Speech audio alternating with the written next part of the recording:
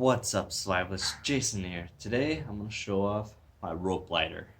And here it is. So I've been meaning to make this project for quite a while, but I just happened to misplace it probably 6 months ago. And I finally found it last night. So I went ahead and made the rope lighter. So this metal piece is from a camp stove that I found near the desert wash, probably left by a vagrant. There's a big giant kind of like a camp that they're probably living at. And after a while I dismantle it and I find this metal tube. And then I've already had this cotton rope for quite a while to make like charred rope. And then I saw like an Instagram post that kind of reminded me or intrigued me to make a rope lighter. I already knew about the rope lighter, but that kind of reminded me that, hey, yeah, that's like a perfect thing for a rope lighter. So here it is, all in its glory. As you can tell, I've already been playing around with it. The rope was probably up to here. And after playing around with it a little bit more, I looked at it. It's like, that's like the perfect size for a chapstick. And that's what this piece is right here. So this lid from Chapstick fits perfectly on there. It takes a little bit to pull it off in the first round, so I took a lighter to it. That's what all the black is from. And then when I touched it with a paper towel, it kind of smushed down on the side, but that gives it like a perfect little grip area to pull it off. So I'm just gonna play around with this, show you what you could do with a rope lighter. So here is the rope lighter all close and personal. Just a simple metal tube, 100% cotton rope, and a burnt end. You don't want the whole thing burnt, it's just the tip of it.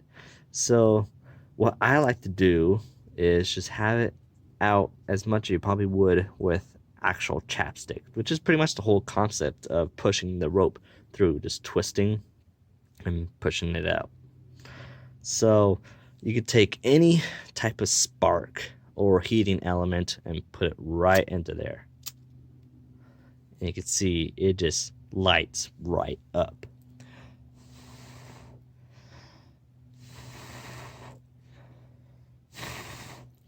Now you can put that into a tinder bundle and you'll have fire once you blow it into a flame. So to snuff it out, you could just pull it down and put your thumb over it for probably like 10-20 seconds. But I've had the lid on there and it just works perfectly to snuff it out. I don't really have to worry about these holes because there isn't really any airflow going through it, and it has not enough air to keep the ember going, and it is just out. See, it's all out. If you happen to still have sunlight, you could use a Fresnel lens or some type of magnifying glass to ignite this. And it just immediately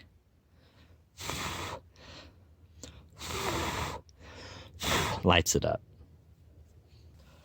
Finally, I have a piece of chert and a high carbon steel hacksaw blade. And it works pretty decent at getting sparks. So you can find these type of rocks out in the wilderness if you look really good and know where to look. So let's try this out.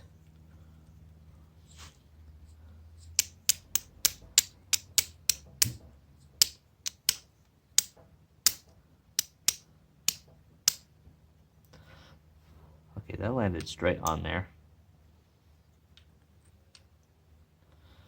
Plus, the colder it gets in the evening, a little bit harder for that spark to be hot enough to ignite that.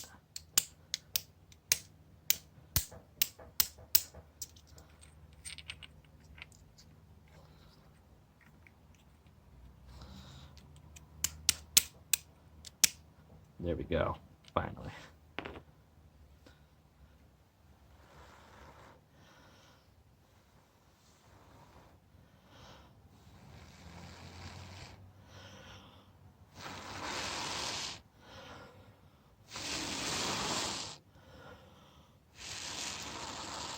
Now let's try to ignite a little bit of palm fiber and juniper bark inside of this little seed pod.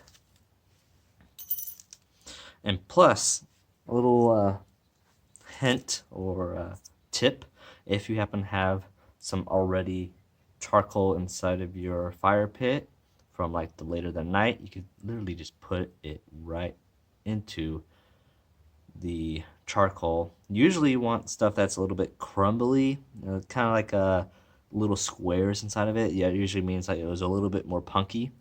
So having it right on top of there,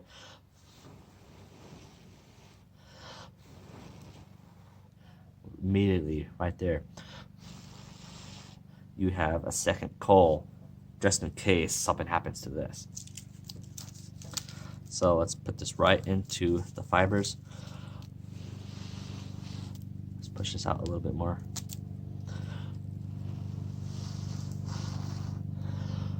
And you can see it's already smoking.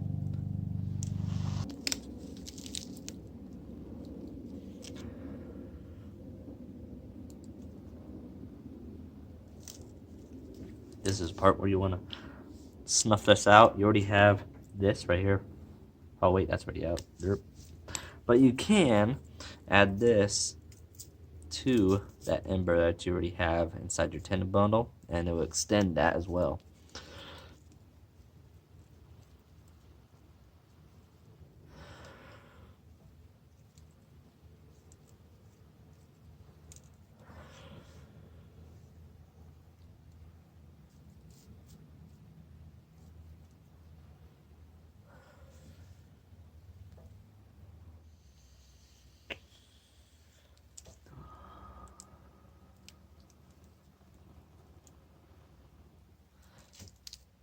Voila.